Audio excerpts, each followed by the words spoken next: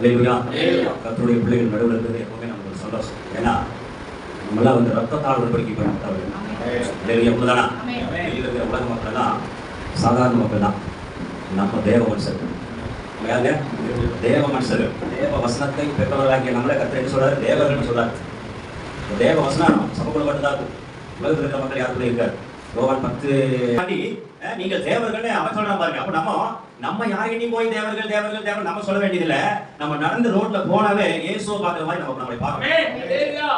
நம்ம போனாவே இயேசுவை பார்க்குற மாதிரியே நம்மளை பார்க்கணும் மக்கள். நம்ம யார்கிட்டையும் போய் தேவர்கள் சொல்ல வேண்டிய அவசியம் இல்லை. அவங்களே சொல்லணும் இயேசு இவங்களுக்குள்ள இருக்காரு. அல்லேலூயா. இஸ்திராவுல போய் பிரவீனிலேயே சப்பானியா இருந்த ஒருத்தனை பவுல் எழுப்புறாரு. உடனே அவன் எருமையெல்லாம் கொண்டு வந்து எங்க ஊர் கடவுள் எல்லாம் கடவுள் இல்ல, நீங்க 2 பேரும் தான் உண்மையான கடவுள், நீங்க பாருங்க உங்களுக்கு போய் சேர்ந்துட்டா உண்மையா இல்லையா? அவங்க நம்ம ஆளுங்க பழைய ஏற்பாட்டு காலத்திலையும் புதிய ஏற்பாட்டு காலத்திலையும் எங்கேயாவது நம்ம ஆளுங்கெல்லாம் போய் தேவர்கள் சொல்லவே இல்லை. வசனத்திற்கு சாட்சியாக அற்புதங்கள் அதிசயங்கள் நடந்தாவே போதும், நம்மளை எல்லாருமே தேவர்கள் ஒத்துக்கணும். அல்லேலூயா. ஒண்ணு இல்லை, இந்த சபையில வசனத்திற்கு சாட்சியாக அற்புதங்கள் அதிசயங்கள் நடந்தா இந்த பகுதியில் இருக்கிற ஆட்டோமேட்டிக்கா எல்லா மக்களும் கூடிக்கு வந்துருவாங்க. அதுதான் இந்த 20 வருஷம் நடக்க மாட்டேங்குது. இனிமேல் நடக்கும். இனிமேல் நடக்கும். சபை அது உடந்தா போதும். அல்லேலூயா. கண்டிப்பா நடக்கத்தான் போகுது. வருகிற நாட்களில் பாருங்க, வருகைக்கு முன்பாக ஒரு எழுப்புதல் உண்டு.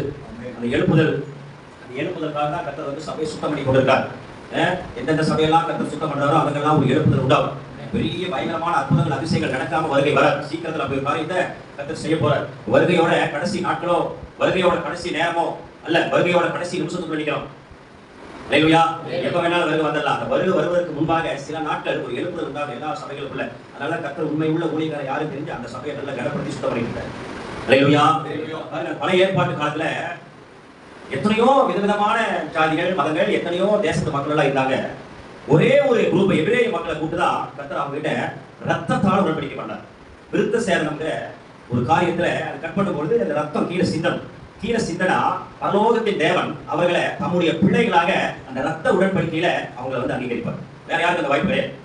அப்ப அதை நினைவுபடியாக இவன் எப்பப்பெல்லாம் வந்து யூரின் போறானோ அதை பார்த்தாவே இவனுக்கு தப்பு என்ன ஞாபகத்துக்கு வரணும்னா, நம்ம ரத்தத்தால் உடன்படிக்கை பண்ணப்பட்டிருக்கோம், நமக்கு ஒரு 613 கட்டளை இருக்குது, அதை நிறைவேற்றியதான் வாழ்வு ஒரு எண்ணெய் உனக்குள்ள வரணும், அதை மறக்கக்கூடாதுக்காக கர்த்தர் அப்படி ஒரு காரியத்தை செஞ்சு ரத்த உடன்படிக்கை அது பூமிக்குரியதல்ல, ரத்த உடன்படிக்கை பரலோகத்துக்கு அக்ரிமெண்ட், பரலோகத்தினோட உடன்படிக்கை. அல்லேலூயா. அதை நினைவு ஒருபடியாக பாருங்க, ஆடுகளை பலி செலுத்துவாங்க. ஆடுகளை பலி செலுத்தி அதை நினைவு ஒருபடியாக அப்படி ஒரு காரியம் வந்து இது பழைய ஏற்பாட்டு காலத்துடைய சத்தியம். புதிய ஏற்பாட்டு காலத்துல அப்படி அல்ல. நீ எனக்காக ரத்தம் சிந்தாத, நான் வரேன், நான் உனக்காக வந்து ரத்தம் சிந்தறேன், நான் உங்களோட புதிய நீ கூட புதிய உடன்படிக்கை பண்ணாத, நான் உனக்கு என்னுடைய ரத்தத்தை சிந்தி நான் உங்களோட புதிய உடன்படிக்கை பண்ணுகிறேன். இயேசு கிறிஸ்துவே நம்ம கூட வந்து உடன்படிக்கை பண்ணிக்கிறார், அவருடைய ரத்தத்தை சிந்தி. அல்லேலூயா. இப்ப அவருடைய ரத்தம் நம்மளுக்குள்ள இருக்கா இல்லையா? ரத்தம் தெளிக்கப்பட்டவர்கள் நம்ம. என்ன பாஸ்டர் 2000 வருஷமா ரத்தம் தெளிக்கிறான் நல்ல ஊழியக்காரன் சொல்றாங்க, நாங்களும் பிரசங்கம் பண்ணிட்டு இருக்கிறோம், ரத்தம் உண்மையாகவே தெளிக்கப்படுதா? இதெல்லாம் ஆவிக்குரிய மண்டலத்தில் நடைபெறுகிற காரியம். ஆவிக்குரிய கண்கள் தான் இதை பார்க்க முடியும். 1 பேதுரு 1ஆம் அதிகாரம் 2ஆம் வசனம் படி பார்த்தா 1 பேதுரு 1ஆம் அதிகாரம் பிதாவாகிய தேவனுடைய முன்னறிவிப்பின்படியே ஆவியானவரின் பரிசுத்தமாக்குதலினாலே பாருங்க, ஆவியானவரின் பரிசுத்தமாக்குதலினாலே கீழ்ப்படிதலுக்கும் இயேசு கிறிஸ்துவினுடைய ரத்தம் தெளிக்கப்படுதலுக்கும் இயேசு கிறிஸ்துவினுடைய ரத்தம் தெளிக்கப்படுதலுக்கும் தெரிந்து கொள்ளப்பட்ட பரதேசிகளுக்கு எழுதுகிறதாவது. ஆமா, தெரிந்து கொள்ளப்பட்ட பரதேசிகள். அப்ப நம்மள யாரு? பரதேசிகள், பரம தேசத்துக்குரியவர்கள். நம்மள இந்த தேசத்துக்குரியவர்கள் அல்ல. நீங்க என்ன ஒரு 70 80 90 100 வரைக்கும் வச்சுக்கோ, அது அவ்வளவு அற்பனை வாழ முடியாது. நம்ம தேசமே பரம தேசம், நம்ம பரலோகத்துக்குரியவர்கள். பாருங்க, அந்த வசனத்துல 3 பேருமே வந்திருப்பாங்க. யாரு? 3 பேருமே வந்திருப்பாங்க. யார் ரட்சிக்கப்படுறாங்களோ அவர்களுக்கு இயேசு கிறிஸ்துவின் ரத்தம் 2000 வருஷத்துக்கு மேலாக இன்னும் தெளிக்கப்பட்டு கொண்டுதான் இருக்கு. அல்லேலூயா. ஏன் அந்த ரத்தம் தெளிக்கப்பட்டாதான் இயேசு கிறிஸ்துவின் ரத்தம் சகல பாவங்களையும் நம்ம சுத்திகரிக்கும். அப்ப ரத்தம் தெளிக்கப்படாம பாவம் சுத்திகரிக்கப்பட மாட்டாதா? படாது. அல்லேலூயா. மனுஷன் செய்யற பாவங்களுக்கு பாருங்க, நம்ம செஞ்ச பாவங்கள் எல்லாம் உடம்புல ஏதோ ஒரு இடத்துல போய் அது அப்படியே ஸ்டோரேஜ் ஆயிடும், சேவ் ஆயிடும். அது வந்து எந்த டாக்டர்னாலையும் எந்த ஒரு பொருள்களினாலையும் அது வந்து அந்த அதை வந்து கழுகவே முடியாது. அது நம்ம உடம்புல எந்த இடத்துல போய் பாவம் சேரும் நீங்க நினைக்கிறீங்க? எலும்புக்குள்ள. அது எங்க போட்டுது அப்படின்னா யோபு 20:11 படிக்கல. அவன் எலும்புகள் ஆமா அவனுடைய வாழ வயதின் பாவங்களினால் நிறைந்திருந்து அவனோட கூட மண்ணிலே படுத்துக்கொள்ளும். அப்ப பாருங்க, என்ன பாவம், விபச்சாரமோ வேசித்தனமோ கொள்ளையோ திருடோ விதவிதமான பாவங்கள் எத்தனையோ பாவங்கள் இருக்கு. நீ ஒரு நாளைக்கு நீங்க கூப்பிட்டு நான் சொல்றேன், யோசுவா 31 ராஜாக்களை வீழ்த்தி தாண்டார். 31 பாவம் இருக்கும் அந்த பைபிள்ல. அந்த 31 பாவமும் மனுஷனுடைய எலும்புக்குள்ள போய் வந்துடும். எந்த டாக்டர்னாலையும் எந்த ஒரு கழிவு சாதனைகளாலும் அதை அழிக்க முடியாது. அல்லேலூயா. இயேசு கிறிஸ்துவோட ரத்தம் தெளிக்கப்பட்டா மட்டுமே அந்த எலும்புக்குள்ள இருக்கிற பாவம் ஒரு நிமிஷத்துல ஒரு இமைப்புள்ள நம்ம சரீரத்தை விட்டு வெளியே வரும். அல்லேலூயா. அல்லேலூயா. ஏன்னா பாருங்க, ஒரு குழந்தை பிறக்கணும் அப்படின்னு சொன்னா நீங்க டாக்டர் போய் கேட்டு பாருங்க, எலும்புக்குள்ள இருந்துதான் ரத்தமும் தண்ணியும் உருவாகும். நம்ம எல்லாத்துக்குமே எலும்புக்குள்ள இருந்துதான் ரத்தமும் தண்ணியும் உருவாகும், அதோட வித்தும் உருவாகும். எலும்புக்குள்ள இருந்தா எல்லாமே எலும்புக்குள்ள இருந்தா உருவாகும். அப்போ ஒரு ஆணும் பெண்ணும் நம்ம திருமணம் பண்ணி வைக்கணும்னா தாம்பத்திய உறவுல அந்த எலும்புக்குள்ள இருந்து ரத்தமும் தண்ணியும் வித்து உருவாகி இவங்க ஒரு குழந்தையை பெற்றெடுக்கும் பொழுது அந்த அப்பனுக்குள்ள அம்மாவுக்குள்ள அந்த எலும்புக்குள்ள என்ன பாவம் இருந்ததோ அதை அப்படியே இவங்க பெற்றெடுக்க போற சந்ததியும் பாவகரமான சந்ததி, பாவத்தின் பிள்ளைங்க பெற்றெடுக்கிறாங்க. ஆனா சபைக்கு இல்லை. அல்லேலூயா. உலக மக்களுக்குள்ள பாவம் இருக்குது, உலக மக்களுக்குள்ள எல்லாம் பாவம் இருக்கு, சபைக்கு பாவம் இல்லை, சபைக்கு சாபம் இல்லை. அதனாலதான் ஊழியக்காரர்களாக நம்ம விசுவாசிகள் கல்யாணம் பண்ணி வைக்கிறோம். கல்யாணம் பண்ணி வைக்கிறதுக்கு முன்னாடி என்ன கேட்கிறோம்? ஞானஸ்தானம் எடுத்தியா, உண்மையா ரசிக்கப்பட்டியா கேட்கறமா இல்லையா? அப்பதான் பெற்றெடுக்கிற சந்ததி பரிசுத்த சந்ததியா. அல்லேலூயா. உண்மைதானா? பாருங்க, உலகம் வந்து ஒரு இருக்கு. உலகம் வந்து துன்மார்க்க நிறைய உலகம். உலகத்துக்குள்ள சமாதானம் கிடையாது, உலகத்துக்குள்ள பாவம் இருக்கு. அல்லேலூயா. ஆனா சபைக்குள்ள பாருங்க, சபைக்குள்ள சாபம் கிடையாது, பாவம் கிடையாது, அக்கிரமம் கிடையாது, மீறுதல் கிடையாது, குற்றங்கள் கிடையாது, சபைக்குள்ள தீமை கிடையாது, சபைக்குள்ள நன்மைகள் மட்டும்தான். சபைக்குள்ளதான் சமாதானம் இருக்கும், உலகத்துக்குள்ள சமாதானம் கிடையாது. உலகத்துக்குள்ள துன்மார்க்க, சபைக்குள்ள நீதிமான்கள் தான் உட்காந்து பாருங்க. இந்த வெயில எவ்வளவு தூரத்தில் எங்கெல்லாம் உட்காந்துருக்கீங்க, போகும்போது ஏதாவது கவலை பெரிய அமௌண்ட் போட்டா கொடுத்து போறோம். அதெல்லாம் ஒண்ணு இல்லை, அந்த சத்தியத்தை கேட்கணும். இப்படி பண்ணி ஒருத்தர் வராரு, என்னதான் பேச போறாரு கேட்போம், அதை நம்ம உருவாக்குமா. இப்போ நீங்க யாராவது இங்கிருந்து பேச நான் உட்காந்து எழுதுறேன், இது ஒரு பாஸ்ட் பேசாரு, என்ன புதுசாக ஏதோ சார் கிடைப்பான். ஒரு தாகம் வருது பாருங்க. நம்ம தான் அவ்வளவு பெரியவர், நம்ம தான் தேவ மனுஷன். இதே ஒரு ரோட்ல போறவங்க 2 மணி நேரம் 3 மணிக்கு பறிச்சு பாருங்க, நெறிஞ்சு 10 நிமிஷம் சொல்லுவாங்க. நம்ம தானே, நம்ம சாயந்தரம் வரைக்கும் பார்த்துருக்கோம். ஏன்னா நம்ம உள்ள பரிசுத்த ஆவியானவர் இருக்கார், தேவன் தங்குற ஆலயம். அல்லேலூயா. நம்ம தானே பாருங்க, நம்மள ரத்தத்தால உடன்படிக்கை பண்ணப்பட்டவர்கள், ரத்தத்தால உடன்படிக்கை பண்ணப்பட்டவர்கள். கர்த்தர் ஒருபோதும் உண்மை உள்ளவன் பரிபூர்ண ஆசீர்வாதத்தை நம்ம உண்மையா மட்டும் இருந்தோம்னா கர்த்தர் நம்ம தூக்கிடுவோம். அல்லேலூயா. ஏதோ பாருங்க, தாறுமாறான ஊழியை செஞ்சுட்டு, அகாதகமான ஊழியை செஞ்சுட்டு, காசுக்காக ஊழியை செஞ்சுட்டு, வியாபாரமாக ஊழியை செஞ்சுட்டு, இப்படியெல்லாம் செய்யற ஊழிய நம்ம கண்களுக்கு முன்னாடி ஒரு ஆசீர்வாதமாக தான் இருக்கும். ஆனா அதெல்லாம் பரவாயில்ல வந்து சேர மாட்டாங்க. புரியுங்களா? வீட்டில் போய் படிச்சு பாருங்க, மத்திய 7ஆம் அதிகாரத்தில் 21, 22, 23 அவன் சொல்றான், வந்து நின்றுட்டு நாங்கள் பேய்களை பிசாசுகளை ஓட்டோம், அற்புதங்கள் அதிசயங்கள் செஞ்சோம், தீர்க்க தரிசனம் உரைத்தோம் சொன்னானா இல்லையா? சொன்னானா இல்லையா? இந்த 3மே கெட்டதா நல்லதா? நல்லதான். இந்த 3மே நல்லதா, அவன் தப்பா ஒன்றும் செய்யல. ஆனா கர்த்தர் என்ன சொன்னார் அவனை பார்த்து? அக்கிரமம் செய்யக்காரரே, நீ யாருன்னு எனக்கு தெரியாது, நீ யாருன்னு எனக்கு தெரியாது, எப்படியாவது சொல்லிதான் நீ இந்த பிராடு பையில பேசிட்டு இருக்க, வியாபாரமா நடத்திட்டு அவங்க கூட கனி கொடுத்த ஒரு வாழ்க்கையில, சாட்சி கொடுத்த ஒரு வாழ்க்கையில பேசுவாங்க. இல்லையா? சபைக்கு வந்து நியாயத்தீர்ப்பு கிடையாது. அப்ப அவன் ஏன் நியாயத்தீர்ப்பு நினைக்கிறான்? அவன் மறுபடியும் மாதிரி இங்க இருக்கிற நம்ம கூட பேர் பண்ணிருக்கோம், நம்ம அத்தனை பேருமே ஒரு இமை பொழுதுல, ஒரு நிமிஷத்துல ஒரு இமை பொழுதுல நம்ம மறுரூபம் ஆயிடுவோம். மறுரூபம் ஆனவங்கள அவங்க சரீரம் எப்படி இருக்கும்?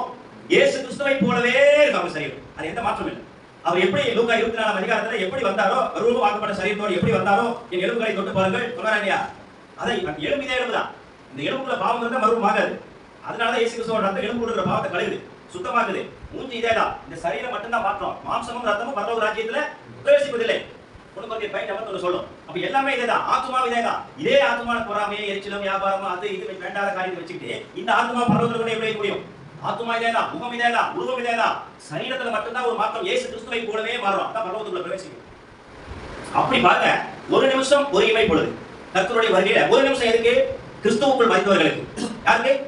கிறிஸ்துவுக்குள் மரித்தவர்களுக்கு ஒரு நிமிஷம். ஏன் ஒரு நிமிஷம்? அவனை படுக்க வச்சு மேல ஒரு 200 செங்கலை வச்சு கட்டி 10 மூட்டை சிமெண்ட் போட்டு அடுக்கி அவ்வளவு வெயிட் அவன் உள்ள படுக்க வச்சிருக்குது. அது ஒரு நிமிஷம். அது வெடிச்சு செதறி அவர் எதிர்த்து மேல வந்து எத்தனை நேரம் ஆகுது? ஒரு நிமிஷம். ஆனா நம்மளுக்கு ஒரு இமை கண்ணமூடி முடிக்கிறதுல நான் நிறைய பேருக்கு தான் சொல்லுவேன், பாஸ்டர் இந்த மறுரூபம் ஆக்கப்படுகிற ஒரு நேரத்துல ஒரு 3 மணி நேரமோ, ஒரு 4 மணி நேரமோ, ஒரு 5 மணி நேரமோ கரெக்டாக நேரம் கொடுத்துருந்தா அந்த நேரத்தில் ஏதாவது ஒரு வியாதி வர வச்சு ஏதோ கொஞ்சம் தட்டி சரி பண்ணி 90% தான் வெந்திருக்குது, 70% தான் வெந்திருக்குது, கொஞ்சம் சரி பண்ணி எடுத்துருவோம் மேலே எடுக்க மாட்டார். அது எத்தனை நேரம் இருந்துருக்காருங்க? இப்போ வருக வந்தால் நம்ம ட்ரெஸ் மட்டும் தான் இருக்காரு, நம்ம போட்டுற ட்ரெஸ் மட்டும் தான் இருக்காரு. ஒரு கண்ணமொழி முடிக்கிறதுக்குள்ள ஒரு இமைப்படுதல அப்படி மறுரூபமாக நம்ம மிஸ் ஆகிட்டோம்னா வாழ்க்கையில் ஒருபோதும் வரவது பார்க்க முடியாது, கைவிடப்பட்ட பாவிகள். அல்லேலூயா, அல்லேலூயா. பைபிள் வேற நம்ம எல்லாமே மறுரூபம் ஆயிடும். நம்ம இந்த பூமியில வாழ்ந்திருந்தாலும் சரி, இத்தனை இடத்திருந்தாலும் சரி, நான் கர்த்தர் சொன்னார்னு சொல்ல வரல. எல்லா சம்பவம் நடந்துட்டு இருக்கிற எல்லா சம்பவங்கள், இஸ்ரேல் நாட்டில் இருக்கிற ராணுவம் அந்த வார்கள் எல்லாம் பார்க்கும்பொழுது எல்லா நாடுகள் கூட்டமைப்பு அவன் ஒன்று சேர்ந்துக்கா 2 பிரிவாக பிரிஞ்சு நிற்குது. இதெல்லாம் பார்க்கும்போது நம்ம காலத்திலேயே வந்து நீ போனால் என்னோட கணக்கு நான் கத்திர சொன்னான்னு சொல்லிங்க. நான் இதெல்லாம் கொஞ்சம் ஆராய்ச்சி பண்ணுறேன். ஒரு 10 வருஷம் கூட தாங்காதுன்னு நான் நினைக்கிறேன். எல்லாமே நடந்து முடிஞ்சிருச்சு. மற்ற 24 அதிகாரத்தில் நீங்கள் 1லேருந்து 14 வரைக்கும் படிச்சிங்கன்னா சபை, 14லேருந்து 35 வரைக்கும் படிச்சுன்னா இவர்கள், 35 கடைசி வரைக்கும் படிச்சுன்னா சபை, அவர் சாதி படிக்கும். அப்படி படிச்சு பாருங்க. 1லேருந்து 14 வரைக்கும் படிச்சு பாருங்க. சபைக்கு சொல்லப்பட்ட எல்லா காரியம் நடந்துச்சு. இது நடப்பதற்கு முழுமையே இல்லை. எப்போ வேணாலும் ஒரு வருடம் வரலாம். கடைசி நேரத்தில் கரெக்டாக சபையை சுத்தம் பண்ணியிருக்கிறார். இல்லை நல்லா நோட் பண்ணி பாருங்க. நம்ம சபையில் முடிஞ்ச அளவுக்கு இறுதி பிடிச்சி கற்று பாப்பா சில உடம்புல நான் போய் அதெல்லாம் இதாக நடாது. நான் சொல்லப்படாதீங்க. புது கோதுமை மணியில் கற்று தருவார். இனி இருக்கிற உங்க சபைகளை நம்ம சபைகள் எல்லாம் கத்தர் எப்படி மாற்ற போறாரு? நான் நல்லா கேட்டுங்க. ஆதாரங்கள் நம்ம சபையில் இருக்க மாட்டாங்க. செத்த ஈக்கள் நம்ம சபையில் இருக்காது. கலைகள் நம்ம சபையில் இருக்காது. கத்தர் கோதுமை மணியில் மட்டும் தான் வைப்பார். அப்படிதான் கத்தருக்கு வர சீக்கிரம் கத்தர் செய்ய போறார். அல்லேலூயா. அப்போ பாருங்க, சபையினுடைய ஒரு தன்மையை 5 பிரிவு தான். ஒண்ணே அவன் பாவி, 2வது விசுவாசி. சபைக்குள்ள வந்து என்ன ஆயிரம்? விசுவாசி. 3வது சீசன் ஆயிரம், 4வது மனவாட்டி, 5வது மறுபடியும். அவ்வளவுதான், புரிஞ்சு போச்சு. சொல்லுங்க பார்க்கலாம்.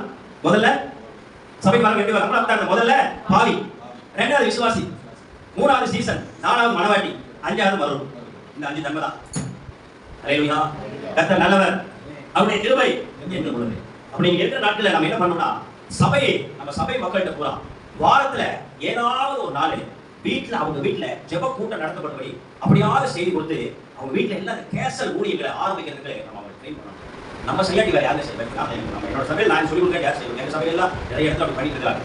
அல்லேலூயா. அந்த மாதிரி கடைசி காலத்துல நம்ம அப்படிப்பட்ட ஊழியர்களை நம்ம செய்யணும். தான் கர்த்தர் ரொம்ப பிடித்தமான ஊழியர். அவங்க வந்து நீ செய்யாத காரியம் உண்மை இல்லை. யோவான் 3:16 படி பார்க்கலாம். யோவான் 3:16. ஆமா, அதெல்லாம் மனப்பாடமாவே தெரியும் நமக்கு. தேவன் தம்முடைய ஒரே பேரான குமாரனை விசுவாசிக்கிறவனோ அவன் கெட்டுப் போகாமல் நித்திய ஜீவனை அடையும்படிக்கு அவரை தந்தருளி இவ்வளவாய் உலகத்தில் அன்பு கூர்ந்தார். பிதாவாகிய தேவன் என்ன பண்ணாரு? அவருடைய குமாரனை கொடுத்து அவர் வேலையை முடிச்சிட்டார். பிதாவாகிய தேவன் என்ன பண்ணாரு? அவருடைய குமாரனை கொடுத்து அவருடைய வேலையை கிளியரா செஞ்சுட்டாரு. குமாரன் என்ன பண்ணாரு? இது 5 பேர்ல வர. குமாரன் என்ன பண்ணாரு? ஏசாயா 53:10 படிக்க பார்க்கலாம். ஏசாயா 53:10. ஏசாயா 53:10. கர்த்தரோ அவரை நொறுக்க சித்தமாகி அவரை பாடுகளுக்கு உட்படுத்தினார். அவருடைய ஆத்துமா தன்னை குற்ற நிவாரண பலியாக ஒப்புக்கொடுக்கும்போது அவர் தமது சந்ததியை கண்டு நீடித்த நாளாய் இருப்பார். இயேசு கிறிஸ்து அவரோட வேலை செஞ்சு முடிச்சார். என்ன பலிங்க? அவர் கடைசியா ஒரு பலியானது என்ன பலி? குற்ற நிவாரண பலி. மொத்தம் லேவியராகமத்துல 5 பலி இருக்கும். லேவியராகமம் 1ஆம் அதிகாரம் சர்வாங்க தகன பலி, லேவியராகமம் 2ஆம் அதிகாரம் போஜன பலி, லேவியராகமம் 3ஆம் அதிகாரம் சமாதான பலி, லேவியராகமம் 4ஆவது அதிகாரம் பாவ நிவாரண பலி, லேவியராகமம் 5ஆவது அதிகாரம் குற்ற நிவாரண பலி. அல்லேலூயா. ஒரு ஆசாரி கிட்ட போய் ஒருத்த பாவம் செஞ்சிட்டான்னு வைங்களே, அவன் பலி செலுத்த வந்திருக்கும் போது, ஐயா நான் இந்த மாதிரி ஒரு பாவம் பண்ணிட்டேன், ஒரு அருவருப்பான ஒரு பாவம் பண்ணிட்டேன்னு சொன்னா அவனை வந்து என்ன பலி செலுத்தணும்? பாவ நிவாரண பலின்னு சொல்லுவான். அப்ப பாவ நிவாரண பலியை செலுத்துறவன் ஏற்கனவே தகன பலியை செலுத்தி இருக்கணும், ஏற்கனவே போஜன பலியை செலுத்தி இருக்கணும், ஏற்கனவே சமாதான பலியை செலுத்தி இருக்கணும். அப்பதான் இவன் பாவ நிவாரண பலியை செலுத்த முடியும். இல்லாட்டி ஆசாரியன் நீங்களோட ஆட்டு வீட்டுக்கு போயிடுவான். ஏற்கனவே 3 நிறைவேற்றி இருந்தா தான் 4வது இந்த பலியை நாம் நிறைவேற்ற முடியும். இப்ப இயேசு கிறிஸ்து குற்ற நிவாரண பலியா சிலுவையில பலியாகிறார்னா அவர் ஏற்கனவே எத்தனை பலியை செஞ்சிருப்பாரு? 4 பலியை மிஸ் பண்ணிட்டார். 5வது பலி தான். அதுலதான் உனக்கு கிடைச்சு. அல்லேலூயா. கர்த்தர் நல்லவர், அவருடைய கிருபை என்று முடிப்பாரு. இயேசு கிறிஸ்து அவருடைய பலியை செஞ்சு முடிச்சார். இப்ப இன்னொருத்தர் இருக்கார். யார் அவரு? பரிசுத்த ஆவியானவர். யோவான் 16:13 நினைக்கிறேன். படிங்க. யோவான் 16:13 படிங்க. சத்திய ஆவியாகிய அவர் வரும்போது சகல சத்தியத்துக்குள்ள உங்களை நடத்துவார். அவரு நடத்துவார். அவர் தம்முடைய சுயமாய் பேசாமல் தாம் கேள்விப்பட்டவைகள் யாவையும் சொல்லி வரப்போகிற காரியங்களை உங்களுக்கு அறிவிப்பார். இது யாருடைய பங்குங்க? ஆவியானவர் பங்கு. இந்த வசனத்தை இயேசு கிறிஸ்து சொல்லும் பொழுது, இந்த வார்த்தையை பேசும்போது புதிய ஏற்பாடுல 27 புக்கு வேணும். இப்போ இந்த உலக ரட்சிப்பு பண்ணா எத்தனை புக்கு வேணும்? இந்த 27 புக்கு வந்து யார் எழுதணும்? வேத வார்த்தைகள் எல்லாம் தேவ ஆவியானவராலே ஏவப்பட்டு அருளப்பட்டது. 2 தீமோத்தேயு 3. அப்ப இந்த வார்த்தை சொல்லும் பொழுது யார் வந்து எழுதணும்? பரிசுத்த ஆவியானவர் வந்து 27 புக் எழுதுறார். அந்தி கிறிஸ்துவோட ஆட்சினா என்ன, வருகைனா என்ன, ரட்சிப்புனா என்ன, பாவ மன்னிப்புனா என்ன, நித்திய ஜீவனா என்ன, இவ்வளவு காரியங்களை 27 புக்ல எழுதி வச்சிருக்காரு. இப்ப அவர் வேலையை அவர் முடிச்சு போயிட்டார். அடுத்து யார்? 20 அப்போஸ்தலர் நடவடிக்கைகள் 20-22. அப்போஸ்தலர் நடவடிக்கைகள் 20-22. ஆகையால் உங்களை குறித்தும் தேவன் தம்முடைய சுய இரத்தத்தினாலே சம்பாதித்துக் கொண்ட தமது சபையை மேய்ப்பதற்கு. யாரோட சபைங்குது? தமது சபை. பரிசுத்த ஆவியானவர் சபை. 2000 வருஷமா சபை நடக்குது. பிதா இல்ல, எல்லாம் கேளுங்க. பிதா இல்ல, இயேசு இல்ல, சபை நடத்திட்டு இருக்கிறது யாரு? பரிசுத்த ஆவியானவர். அங்க சொல்றாரு, என்னுடைய சபையை பரிசுத்த ஆவி உங்களை கண்காணிகளாக உங்களை கண்காணிகளாக தான் வச்சிருக்கேன். சொல்லுங்க. கண்காணிகளாக வைத்த மந்தை முழுவதையும் குறித்து எச்சரிக்கையா இது 4வது பகுதி நம்மளுக்கு. இப்ப நம்ம 5வது என்ன செய்யணும்? யாக்கோபு 5வது அதிகாரத்துல கடைசி வசனம். தப்பி போன மார்க்கத்தினின்று பாவியை திருப்புகிறவன் ஒரு ஆத்துமாவை மரணத்தினின்று ரட்சித்து திரளான பாவங்களை மூடுவான் என்று இது யார் செய்யணும்? ஒரு மார்க்கம் தப்பி திரிகிறவனை தப்பிக்க வைக்கிறது இப்ப யாருடைய வேலை? சபையோட வேலை, நம்மளுடைய வேலை. கண்காணிகள்னா நீங்க பிஷப் சொல்லி போட்டு சொல்லிருக்காங்கல்ல, அதெல்லாம் வேற அர்த்தம் இல்ல. கண்காணிகள்னா பிஷப் தான். எங்க பாஸ் மனுஷா கூட பிஷப் தான். ஆயிரம் மக்கள் பார். அல்லேலூயா. கர்த்தர் நல்லவர். அவருடைய கிருபை. கர்த்தர் நல்லவர் சொல்லுங்க. நீங்க அவருடைய கிருபை என்று சொல்லுங்க. கர்த்தர் நல்லவர்.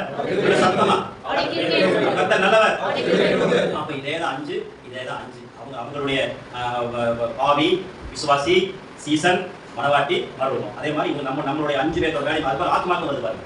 நான் பிதா, குமாரன், பரிசுத்த ஆவியானவர், ஊழியக்காரர், ஆத்மா. 5. அல்லேலூயா. ஊழியமா 5 தான். என்ன ஊழியம்? அப்போஸ்தல ஊழியம், தீர்க்கதரிசன ஊழியம், சுவிசேஷ ஊழியம், போதக ஊழியம். இந்த 5 ஊழியம் சபையில் இருக்கா? என்ன சந்தோஷம். அல்லேலூயா. 5 ஊழியமே சபையில் தான் போகும். அல்லேலூயா. நீங்க பாருங்க, வெளியில என்னமோ ஊழி செஞ்சுட்டு இருக்கா பாருங்க. எங்கேயோ ஊழி செய்யறாங்க, கத்துக்கிட்டு ஊழி செய்யறாங்க. அவங்க எங்க இருந்தாலும் அவங்க எவ்வளவு பெரிய சுவிசேஷ ஊழியர் என்ன வேணா செஞ்சுட்டு போட்டோம். ஆனா அவங்க ஒரு சபைக்குள்ள இருந்தாலும் ஊழி செய்யறாங்க. அதான் கூட சபைக்குள்ள இல்லாம நான் பெரிய சுவிசேஷனாக்கும், நான் பெரிய ஆராதனை வீரனாக்கும், நீ என்ன வேணா சொல்லிப்போ பரவாயில்ல அங்கீகரிக்க.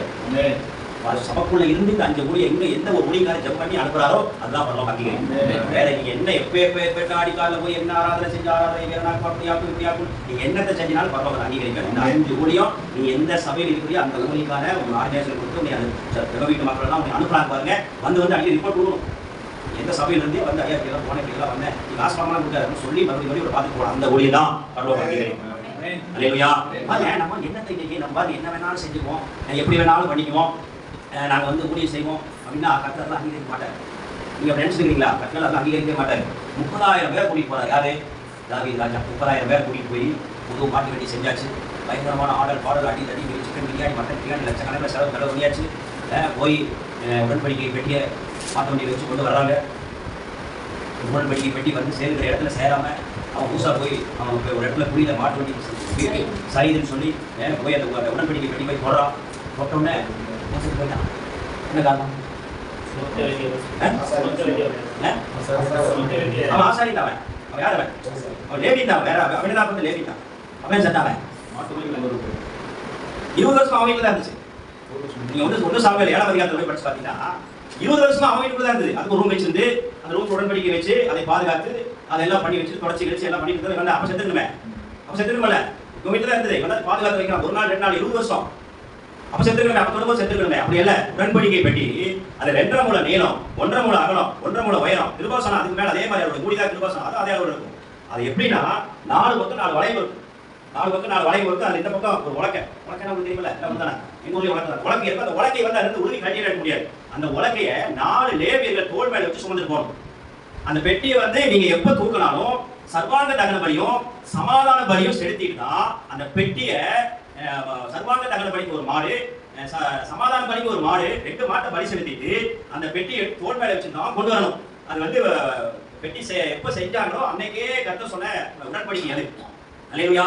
நீ புதுசா மாட்டு வண்டி செஞ்சுட்டு 30,000 பேர் கூட்டிட்டு போயிட்டு லட்சக்கணக்கில் செலவு பண்ணிட்டு நீ என்ன வேணாலும் பண்ணுவேன், பெட்டியை எடுத்து மாட்டு வண்டி மேல வச்சுட்டு வந்தீங்கன்னா நான் சொல்ல நீங்க அவன் செத்து போயிட்டா அடக்காலம் நடத்திட்டு வந்து எல்லாம் அப்படியே பார்த்துட்டு கணத்துல கை வச்சு எங்கேயோ செலவு பண்ணி ஒரு 4 பேர் அங்கே போயிடுச்சு.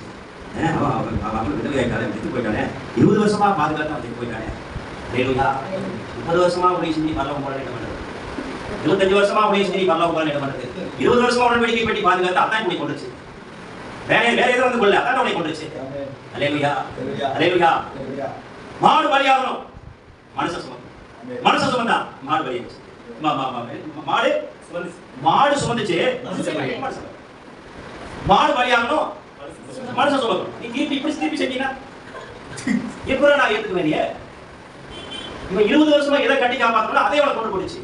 மற்ற 7ஆம் அதிகாரத்தில் நான் சொன்னேன், அற்புதங்களை செஞ்சு அதிசயங்களை செஞ்சு பேசாம எங்கேயாவது ஒரு பேட்ஸ்மேன் வேலைக்கு போயிட்டு ஒரு சபையில தான் கொண்டு வந்துருப்பான். உண்மைதானுங்களா? நீங்க வாட்ச்மேன் வந்து மணி கம்பெனியில் வாட்ச்மேனுக்கு வேலை போயிட்டு அப்படியே ஒரு சபையில் விசுவாசியா போயிருக்காங்க, அப்படியே போயிட்டு வந்துருக்கா வரலாம் வந்துட்டான். ஊழி செஞ்சு வரலாம் அப்படின்னு போச்சு. உண்மைதானுங்களா? கவனமா இருக்கும், கவனமா இருக்கும். ஒரு ஏழை வந்தா கவனமா இருக்கும், பணக்கார வந்தா கவனமா இருக்கும், டைம் கவனமா இருக்கும், எல்லாத்துக்குமே கவனமா இருக்கும். ஒன்று நாளாகும் 15-13 நினைக்கிறபடி, ஒன்று நாளாகும் 15-13, ஒன்று நாளாகும் 15-13 நினைக்கிறபடி. முதலில் நீங்கள் அதை சுமக்காதபடியினாலும் நாம் நம்முடைய தேவனாகிய கர்த்தரை நியாயமானபடியே தேடாதே போனோம். எப்படி தெரியலீங்க? நியாயமான முறையில தேடாதபடினால அவர் நமக்குள்ள அடிவில பண்ணினார். அப்ப கர்த்தரை தேடணும்னா அதுக்கு ஒரு நியாயம் இருக்கு. பழைய ஏற்பாட்டு காலத்திலே அப்படிதான், புதிய ஏற்பாட்டு காலத்திலே அப்படிதான். கர்த்தரை தேடணும்னாவே நம்மளுக்கு ஒரு நியாயம் இருக்குது. அந்த நியாயத்தின்படி தேடலைன்னா அவர் அங்கீகரிக்க மாட்டாரு, பரலோகம் போக முடியாது, வேஸ்டா போயிடும். உண்மையானங்களா? இவன் 20 வருஷமா அதை எவ்வளவு கவனமா கட்டி காப்பாத்திருப்பான், அதே அவனை கொண்டுச்சு பாருங்க. பரலோகம் செத்து போயிட்டா பாருங்க. அதுல இருக்கிற ஒரு நல்ல எந்த ஒரு காரியத்தை அவன் பார்க்க முடியாம போயிட்டா பாருங்க. பழைய ஏற்பாட்டு காலம் விழா இருந்தா புதிய ஏற்பாட்டு காலம் ஒரு நிச்சம். அப்ப இது எப்படி இருக்குன்னு பாருங்க. பரிசுத்த ஆவியானவர் தான் 2000 வருஷமா சபை நடத்திட்டு இருக்காரு. நீங்க பிதாவாகிய தேவனுடைய கேரக்டர் பாத்தீங்கன்னா, பிதாவாகிய தேவனுடைய சாயல், குமாரனுடைய சாயல், பரிசுத்த ஆவியானுடைய சாயல் பல பேர் இருக்காங்க. 1.5 மணி நேரம் கத்துட்டு இருக்காரு பாருங்க. பிதாவாகிய தேவனிட்ட மன்னிப்பே கிடையாது. என்ன கிடையாது? அவருக்கு பிதாவாகிய தேவனிட்ட மன்னிப்பே கிடையாது. உசியா ராஜா வந்து போறான், நான் தான் இந்த நாட்டுடைய ராஜா, அது யூதர்களுக்கு ராஜா. நேரா பாருங்க, இந்த செட்டிங்ஸ் அப்படிதான். இந்த சபையை இது வந்து மகா பரிசுத்த ஸ்தலம், இது பரிசுத்த ஸ்தலம், அது பிரகாரம். அப்போ 12 கோத்திரமா அந்த பிரகாரத்தில் வந்துட்டு அப்படியே ஓடி போயிடலாம், பரிசு கட்டிட்டு அப்படியே ஓடி போயிடலாம். லேவி கோத்திரத்தார் மட்டும் இதுக்குள்ள வரலாம். இது 11 கோத்திரம் இதுக்குள்ள வரக்கூடாது. பிரமாணம் அப்படிதான். இதுக்குள்ளே பிரதான ஆசாரி மட்டும் வருஷம் ஒரு நடக்கும், அவ்வளவுதான். அப்ப அவன் என்ன பண்றா பாருங்க, தூபபீடம் வந்து சென்டர் தான் இருக்கும். நேரா வந்து அப்படி ரதத்துல இருந்து இறங்கினாரு, அப்படி பெரிய பந்தாவா நான் தான் நாட்டுக்கு ராஜா தூபபீடத்தை வந்து எடுத்தாரு, அப்படி தூபம் காட்டினாரு. புஸ்தகம் வந்து 81 ஆசாரிகள் 2 நாள் 22 வீட்டு போய் பாருங்க. 81 ஆசாரிகள் பின்னாடி வந்து எங்க வேலை நாட்டு ராஜாவா நம்ம வெளியில் ஏங்க நான் என்ன கேட்கறேன்னா, கர்த்தர் மனுஷன் ஒரு வாய் போட்டுருந்தாங்க. அவன் அந்த சிங்காசனத்தில் உட்கார்ந்து ராஜ பதவி இழந்து போயிட்டான். புஷ்டமும் வந்து வீட்டுக்குள்ள ஃபேமிலியோட படுக்க முடியாத அந்நிய ஒரு மனிதன் கர்த்தர் மன்னிக்க மாட்டேன். ராதா அபியும் அந்நிய அக்னியை கொண்டு தூவிடத்தில் போட்டு தூவம் காட்டினான். அப்போ அக்னி எங்க இருக்கணும் நீங்க நினைக்கிறீங்க? அக்னி எங்க இருக்கணும்? வடிவிடத்துல தான் முன்னாடி அக்னி எப்பவுமே. தேவிரம் 6:13 படிச்சீங்கன்னா 364 படிப்படை எழுதிட்டே இருக்கும். அப்படி ஒரு கற்பனை பண்ணி பாருங்க. நான் சொல்றேன், நைட் 2 மணிக்கு தேவாலயம் சுற்றியில் நம்ம போது அப்படியே இப்படி இருக்கும், நடுவில் தேவாலயம் இருக்கும். அப்படியே பரவத்துக்குள்ள பார்த்தா 364 அந்த படிப்பீடம் எழுதிட்டு கற்பனை பண்ணி பாருங்க. அந்த படிப்பீடத்தில் இருக்கிற அக்னி எடுத்து வந்து தான் அந்த பூமியிடத்தில் போட்டு தூவம் காட்டணும். இன்னும் வேற எங்கேயே கொண்டு வந்துட்டான். சரி பாரு இது ஒரு தடவை தெரியாமல் செஞ்சுட்டேன், இனிமேல் செய்யணும் மனுஷா என்னாச்சுங்க திருப்பி அப்படி இருக்கிறாரு. இப்படி இதாவாகி அவனுடைய கேரக்டர் இயேசு கிறிஸ்துவோட கேரக்டர் தண்டனையே இல்லாமல் பண்ணிக்கிறோம். அவரோட கேரக்டர் எப்படி? தண்டனையே இல்லாம வா மன்னிச்சிருக்கா போனா உடனே நேரம் பின்னாடி போயிடுவாரு. அதெல்லாம் உட்காந்துருக்காரு. பிதாவோட வலதுபார்சத்துல உட்காந்துட்டு இந்த நபரை இப்படிப்பட்ட ஒரு பாவம் செஞ்சுட்டாரு பிதாவாகிய தேவன் கோபத்தோடு பார்த்தா பார்த்து எதிர்த்து நின்றுவார். அவனுக்காக நான் செஞ்சுட்டேன், அவனுக்காக ரத்தம் சொல்லிட்டேன், நீ அவளை பார்த்து நினைப்பாரு. இதான் 2000 வருஷமா ஓடிட்டு நம்மளா தருவாங்க. அவர் மாத்திரம் மன்னிப்பு கைப்பற்ற பிதாவாகிய தேவன் அந்த மேல நாதா அபீப் மாதிரியும் கேஎஸ் மாதிரியும் கீழையர் மாதிரியும் பழைய பாட்டு மாதிரி எல்லாம் அடிதான் மன்னிப்பே கிடையாது. எப்போ நம்மள மடை போட்டு இவர் வலது பாசத்துல இருந்து ஒவ்வொரு ஊழியக்காரனுக்கும் இவர் என்ன செஞ்சுக்குவாரா, பிதாவாகிய தேவன் அப்படி கோபமா பார்க்கொள்ளி உங்க போட்டு நினைக்கிறது. நான் ரத்தம் செஞ்சுட்டேன், அவன் அடி வாங்க வேண்டிய அடியே நான் என்னை பார்த்து என்னை பார்த்துட்டேன். பிதாவாகிய தேவன் 2 பேரும் கேரக்டர் நம்மளுக்கு அவங்க அவரோட டேஞ்சர் யாரு? பிதாவாகிய தேவனோட டேஞ்சர் தான். நிறைய பேருக்கு இந்த விஷயம் தெரிய மாட்டேங்குது. எனக்கு பாடுறேன். அனனியா சபையார் வந்து ஃபர்ஸ்ட் வந்தாங்க. நீ நிறைய சம்பவத்தை சொல்லலாம். அனனியா ஃபர்ஸ்ட் வர்றாரு. எவ்வளவு வித்த? 5 சென்ட் இடம் 5 லட்ச ரூபாய்க்கு வித்தோம். வித்தது 10 லட்சத்துக்கு. கேட்டா இடம் உன்னோட தானே, அப்படி சொல்லி தொலைய 10 லட்சத்துக்கு வித்தேன், 5 லட்ச ரூபாய் எடுத்து வேற காய்ச்சி வச்சுட்டேன், 5 லட்ச ரூபா தான் நான் வந்து காணிக்கு கொடுப்பேன்னு சொன்னா முடிஞ்சு போச்சல. பாத்தீங்கன்னா தேவனுடைய ஆவிக்கு விரோதமாக பின்னாடி அந்த அக்கா வராங்க. அந்த வந்து இவ்வளவு வித்தியா? ஆமா கரெக்ட், இவ்வளவு வித்தா அவங்க சொல்றாங்க கர்த்தருடைய ஆவிக்கு விரோதமாக. அப்படி 6 வருஷம் அவர்கள் இவ்வளவு ஏன் நிறைய ஊழியக்கார வீட்டுல கஷ்டமும் கண்ணீரும் வேதனை இருக்கிறது காரணம் ஆவியானவன் தான் காரணம். அதே நேரத்துல இந்த 3 பேரோட கேரக்டர் எப்படி கேட்டீங்கன்னா, நீங்க கீழ் படிஞ்சு பாருங்க. நீங்க ஆசீர்வாதம் வேண்டாம்னு சொன்னாங்க. ஆசீர்வாதம் வேண்டாம், இந்த கார் வேண்டாம், இந்த வீடு வேண்டாம், இவ்வளவு ஏற்கனவே எனக்கு வீடு இருக்கு, ஏற்கனவே கார் இருக்கு, ஏற்கனவே பேங்க்ல கார் இருக்கு, ஏற்கனவே ஆத்மாக்களுக்கு வேண்டாம் சொன்னாலே நீ சும்மா விட்டுட்டே இருப்பாங்க. 3 பேர் நீங்க கீழ் படிச்சு பாருங்க. நீங்க நிறைய பேரை பார்க்கலாம். யோசேப்பு 17 வயசுல சொன்ன பார்க்கலாம். 13 வருஷம் தான் அவனுடைய பாடுகள். 110 வயசு வரை எகிப்தில் இருந்தாங்க. தாவீது 17 வயசுல தான் அபிஷேகம் பண்ணப்பட்டான். 30 வயசு வரைக்கும் பாடுகள். 40 வருஷம் இஸ்ரவேல் நாட்டுக்கு ராஜாவா. அவர் நீங்க உண்மையா மட்டும் இருந்து பார்த்தோம்னா ஆசீர்வாதம் வேண்டாம் வேண்டாம் வேண்டாம், நன்மை கிருபை உன்னை பின்தொடரும். நன்மை கிருபை நீ தேடி போகாத, நன்மை கிருபை உன்னை பின்தொடரும். ஆனா அவரை நேசிக்கிறது, அவருடைய கற்பனைகளை கைக்கொள்றது, பரிசுத்தமா வாழ்றது, நீதியா வாழ்றது, உண்மையா வாழ்றது, உத்தமமா வாழ்றது, இது எல்லாம் என்னை பொறுத்த வரைக்கும் எந்த விதமான கஷ்டமும் கிடையாது. பாவம் செய்யறதுக்கு தான் நீங்க கஷ்டப்படணுங்க, பாவம் செய்யறதுக்கு தான் நீங்க சிரமப்படணும். பரிசுத்தமா வாழ்றதுக்கு நீங்க சிரமப்பட வேண்டியதில்லை. மதுபானம் வாங்கணும்னா 200 ரூபாய் கொடுத்து வாங்கணும், 300 ரூபாய் கொடுத்து வாங்கணும் இல்லையா? பாவம் செய்யறதுக்கு ஒரு செலவு பண்ணணும். ஆனா பரிசுத்தமா வாழ்றதுக்கு 5 நிமிஷம் செலவு இல்லை. பாஸ்டர் என்னை பார்த்து ஒரு பொய் சொல்லிட்டாருன்னா, என்னை பார்க்கும் போதெல்லாம் கச்சரை விட என்னை விட அந்த பொய்யை மெயின்டைன் பண்ணணும் கடைசி வரைக்கும். பொய் சொல்லிட்டேன், இப்ப எதுக்கு கஷ்டம்? அதே நேரத்தில் இந்த பாஸ்டர் என்னை பார்த்து, பாஸ்டர் அன்னைக்கு நாள் வர முடியல, வீட்டு சொந்தக்காரங்களா வந்துட்டாங்க, கொஞ்சம் போச்சா உண்மையை பேசினா பரிசுத்தமா, பொய் பேசினா பரிசுத்தமா? சரி, இப்ப நான் உங்களை கேட்கிறேன், நான்ஸ்தான் எடுத்த அன்னையிலிருந்து இன்னைக்கு வரைக்கும் இந்த வயசுல ஒரு பொய் கூட பேசுறேன்னு சொல்ற யாராவது வெளியே சொல்லுவாங்க? பாஸ் நீங்க கோயம்புத்தூர்ல தான் பேச இல்லை செய்தி கொடுத்து பேசாம இவ்வளவு லாங்காலாம் போகக்கூடாது. வேணா இப்படி வேணா கேளுங்க. 2024 பாருங்க, 2024 9 மாசம் ஆச்சு, 11ஆம் தேதி. இந்த 9 மாசத்துக்கு வேணா கேளுங்க. நாங்கள் ஒரு அலையா சொல்லுவோம், ஏன்னா நாங்கள் பொய்யே சொல்லல. யாராவது இருக்கீங்களா?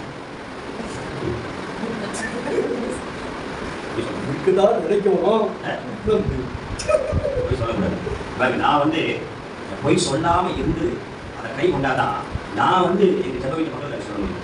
நான் சுவிசேஷமா வாழ்ந்தாதான் இன்னொருத்தர் நான் சுவிசேஷமா சொல்ல முடியும். உண்மையா இல்லைங்களா? இன்னைக்கு ஒரு முடிவு பண்ணேன். ஏன் வசனத்திற்கு சாட்சியாக அற்புதங்களும் அதிசயங்களும் நம்ம சபையில் நடப்பதில்லை? ஏன் அந்த ஆதி அப்போஸ்தல சபையை கூட நம்ம சபையில் இல்லை அப்படின்னா இதெல்லாம் தான் காரணம். இன்னைக்கு ஒரு முடிவு பண்ணலாம். கிறிஸ்துவ வாழ்க்கை ஒரு பயிற்சி தாங்க. நீங்க ஒரு 10 நாளைக்கு பொய் பேச மாட்டேன் வைராக்கியமா பழகி பாருங்க. அதுக்கப்புறம் 5 லட்ச ரூபா கொடுத்து ஒரு சின்ன பொய் சொன்னா கூட நீங்க பணம் வேண்டாம், பழக்கப்படுத்திக்கிறதா. அல்லேலூயா. கர்த்தர் நல்லவர், அவருடைய கிருபை. ஒரு நாளைக்கு என்னை எப்பாவது கூட்டிங்க, நான் வருவேன், அதே மாதிரி தான் கேட்பேன். நீங்க சொல்லணும் அல்லேலூயா, நீங்க ஒரே அல்லேலூயா அல்லேலூயா. பொய் பேசவே கூடாது. பொய் பேசினா அதாவது மீட்கப்படும் நாளுக்கு என்று முத்திரையாக பெற்ற பரிசுத்த ஆவியை துக்கப்படுத்தாத இருப்பீர்களாக. பகல் பூரா எல்லாம் பண்ணிட்டு நைட்டு ஜபத்துல நல்லா சொல்லி ஆராதனையோட அப்படியே வெள்ள போய் படும்போது ஆவியானவர் சொல்லுவாரு, இன்னைக்கு 17 பொய் சொல்லிட்டேன், 17 பொய் சொல்லி போட்டு என்னை வேற ஆராதனை நாளை எந்திரிச்சு திரும்ப அதை வச்சுக்கோ. அதுதான் என்ன சொல்றாரு, பேசுகிறவர்கள் நீங்களால உங்களுக்குள்ள இருந்த ஆவியானவரை சொல்றேன்னா நம்மளை எல்லாம் நம்பி பெரிய ஒரு கூட்டத்தை மக்கள் கூட்டத்தை கொடுத்துருக்காங்க. அதாவது ஒரு சபை பாஸ்ட் நினைச்சா அந்த சபையை நகரத்துக்கு கொண்டு போக முடியும். ஏன்னா நம்ம எல்லாம் ஊழிக்காங்க மைக் பிடிச்சி பசங்க பண்ணும்போது உட்காந்துருக்கிற மக்கள் என்ன பார்க்குறாங்கன்னா, கத்த பேசுறாரு ஆவியானவர் அப்படிதான் பார்க்குறாங்க, அப்படிதான் பார்க்குறாங்க. உலகை சாபந்தீங்களா, உலகை பாவந்தீங்களா, நம்ம செய்யக்கூடாது. உண்மையா அப்படி இயேசு கிறிஸ்துவோட கேரக்டர் எப்படி இருந்துச்சோ, கிறிஸ்து இயேசுவின் சிந்தனையே உங்களிடம் பிடிப்பேன் 2:5. இயேசு கிறிஸ்துவோட சிந்தனை எப்படி இருந்துச்சோ அதே மாதிரி கொஞ்சம் கூட மாற்றம் இல்லாம அப்படியே நீங்களும் நானும் வாழ்ந்து அந்த மக்களை அப்படியே பரலோகத்துக்கு நேராக நடத்தணும். கொலோசியர் 1ஆவது அதிகாரம் 28-29 படி பார்க்கலாம். கொலோசியர் 1ஆவது அதிகாரம் 28-29. எந்த மனுஷனையும் கிறிஸ்து இயேசுவுக்குள் தேறினவனாக நிறுத்தும்படிக்கு அவரையே நாங்கள் அறிவித்து எந்த மனுஷனுக்கும் புத்தி சொல்லி எந்த மனுஷனுக்கும் எல்லா ஞானத்தோடும் உபதேசம் பண்ணுகிறோம். அதற்காக எனக்குள்ளே நான் வல்லமையாய் கிரியை நடப்பிக்கிற அவருடைய பலத்தின்படி போராடி பிரயாசப்படணும். அந்த ஃபர்ஸ்ட் வசனத்துல பாத்தீங்கன்னா 3 தடவை வரும். எந்த மனுஷனையும் 3 தடவை வரும். அல்லேலூயா. நம்ம சபைக்குள்ள நல்லா படிச்சவங்க வருவான், பணக்காரன் வருவான், இன்ஜினியர்காரன் வருவான், ஜாதி வெறியில வருவான், மத வெறியில வருவான், சினிமாக்காரன் வருவான், அரசியல்வாதி வருவான், வேண்டாத துன்மார்க்கமான அருவருப்பான பழக்கத்துல சாரை விற்கிற வருவான், கஞ்சா விற்கிற வருவான். அவன் உலகத்துக்குரிய மனுஷன். அவன் நேரம் சபைக்குள்ள வந்தான்னா சபை அவனை எப்படி மாத்தணும்? பரலோகத்துக்குரியவனாக தேவ மனுஷனாக அவனை மாத்தி அவனை பரலோகத்துக்கு கொண்டு போகும். இந்த செய்யற வேலை தான் வெளியே விபச்சாரிகளே, உலக சிநேகம் தேவனுக்கு விரோதமாக ஒருவன் உலகத்துக்கு சிநேகிதா தேவனுக்கு பகைஞன். 4 சொல்லுதான். அதே மாதிரி பாத்தீங்கன்னா யோவான் 16:17 நான் உலகத்துக்குரிய பிள்ளை, நான் உலகத்துக்காரன் அல்லாதது போல நீங்க எனக்கு கொடுத்த பிள்ளைகள் உலகத்துக்குரிய பிள்ளைகள். அல்லேலூயா. இப்படி எல்லாம் சொல்லிட்டு என்ன சொல்றாருன்னா கர்த்தர், நீங்கள் உலகம் எங்களும் புறப்பட்டு போகும். எப்படி சொல்றாரு? உலகத்தை என்ன சொல்லிட்டாரு? உலக சிநேகம் உனக்கு வேண்டாம், உலகத்துக்குரிய காரியம் உனக்கு வேண்டாம், ஆனா உலகத்துக்குள்ள நீ போ. என்ன அர்த்தம்? உலகம் இருட்டு, நீ போய் நிக்கிற இடத்துல அது வெளிச்சம் ஆகும். அல்லேலூயா. நம்மள பரிசுத்தமுள்ள ஆவியானவர் தங்குகிற தேவாலயம். அல்லேலூயா. பரிசுத்தமுள்ள ஆவியானவர் வந்தாலே 3 வேலை செய்வார்.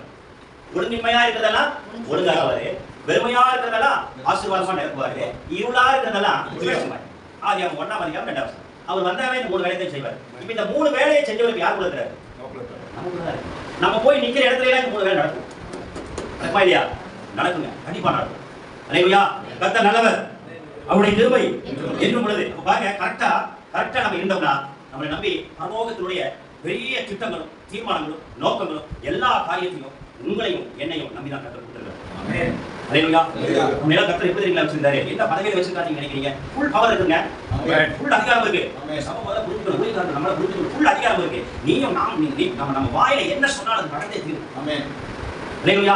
ஒரு கம்பெனி ஓனர் இருக்காரு. கம்பெனி ஓனர் வந்து பாப்பா நான் இந்த வரைக்கும் கம்பெனி எல்லாம் டெவலப் பண்ணிட்டேன், 3000 பேர் வேலை செய்றாங்க, 10 நாட்டுக்கு நம்ம பொருள் எல்லாம் எக்ஸ்போர்ட் பண்ணிட்டு இருக்கோம். இப்போ நான் இந்த வெளியில போயிடுறேன், இந்த கம்பெனியை உங்கள்கிட்ட கொடுக்குறேன், நீ என்ன கேட்டாலும் சகல காரியங்களை உங்களுக்கு கொடுத்துட்டேன், நீ பார்த்து 20 நாட்டுக்கு அனுப்புற மாதிரி எக்ஸ்போர்ட் பண்ணிக்க, கம்பெனியை டெவலப் பண்ணிக்க, இங்க 4000 பேர் வச்சுக்க, இங்க 5000 பேர் வேணா வேலை செய்யோ, உங்க கையில எல்லாமே கொடுத்துட்டு அந்த பழைய ஓனர் போயிடாரு. அல்லேலூயா. இவங்க ஒவ்வொரு தடவை திரும்ப போய் அந்த ஓனர் கேட்க வேண்டிய அவசியம் இல்லை. அல்லேலூயா. நான் செஞ்சதை நீங்க செய்வீங்க, காட்டிலும் பெரிய காரியம் செய்வீங்க சொல்லிட்டாரு. தேவகுமாரனுக்குள்ள என்ன ஆவியானவர் இருந்தாரோ அதே ஆவியானவர் இப்போ நமக்குள்ள இருக்கார். அவர் என்னென்னலாம் செஞ்சாரோ அதை அப்படியே உங்களால என்னால செய்ய முடியும். அல்லேலூயா. கர்த்தர் நல்லவர். சாத்தான் வந்து ஜெபத்துக்கு பயப்பட மாட்டான், பைபிள் படிச்சு பிரசங்கம் பண்ணிட்டு இருக்கணும் இதுக்கு பயப்பட மாட்டான், பைபிள் படிக்கிறதுக்கு பயப்பட மாட்டான், தான தர்மம் பண்றதுக்கு பயப்பட மாட்டான், சுகமளிக்கும் விடுதலை கூட்டமாக நடத்தினா பயப்பட மாட்டான். ஒரே ஒரு காரியத்துக்கு தான் சாத்தான் பயப்படுவான். இந்த காரியம் வசனத்தை டெய்லி படிக்கிறீங்களா? பார்த்தீங்களா? இயேசு கிறிஸ்துவோட நீதி என்ன இருக்கணும்? இயேசு கிறிஸ்து நம்ம சுய நீதி இல்லை, இதெல்லாம் பாலா போகுது. இயேசு கிறிஸ்துவோட சுய நீதி, நம்ம இயேசு கிறிஸ்துவோட நீதி நமக்குள்ள இருந்தா அதான் பிசாசு பார்க்கலாம். அல்லேலூயா. அல்லேலூயா. ஒரு இடத்துல ஒரு பொம்பளை ரொம்ப வேகுள் சாட்டிட்டு இருந்தா, உண்மையில நடந்த சம்பவம். அப்ப நான் போய் இவ்வாறு இதெல்லாம் பண்ணிட்டு கூடாது, இது வந்து ஜீவனுள்ள தேவனுடைய வீடு, ஒழுங்கு வழியில் போய் கை வைக்கிறேன். நான் கை வைக்கிறது பார்த்து என் பக்கத்துல இங்கே ஒரு ஒளிக்கார வந்து என் மேல கை வச்சேன். கை என்ன சொல்றா?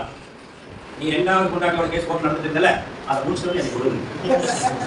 அதுக்கு பாருங்க, எனக்கு என்ன நைட்டு தான் எல்லாம் போயிட்டாங்க. நைட் அப்படியே படுத்துட்டு அப்படியே யோசிக்கிறேன், இந்த பொம்பளை இந்த ஊழியக்காரன் இன்னைக்கு தான் பார்த்துச்சு, இதுக்கு முன்னாடி பார்த்துட்டு அவங்க வேற இவங்க வேற, அது ஏதோ வேற, அவங்க வேற சமக்காரன், இவரு வேற ஊழியக்காரன். நான் அங்கே போயிருக்கேன். அப்போ யோசிச்சு பார்க்கறேன், என்ன அர்த்தம் பார்க்கறேன், கர்த்தர் நம்மளை ஒவ்வொரு இமைப்போது நோட் பண்றாரா இல்லையா? இது நோட் பண்ணி இருப்பாங்க.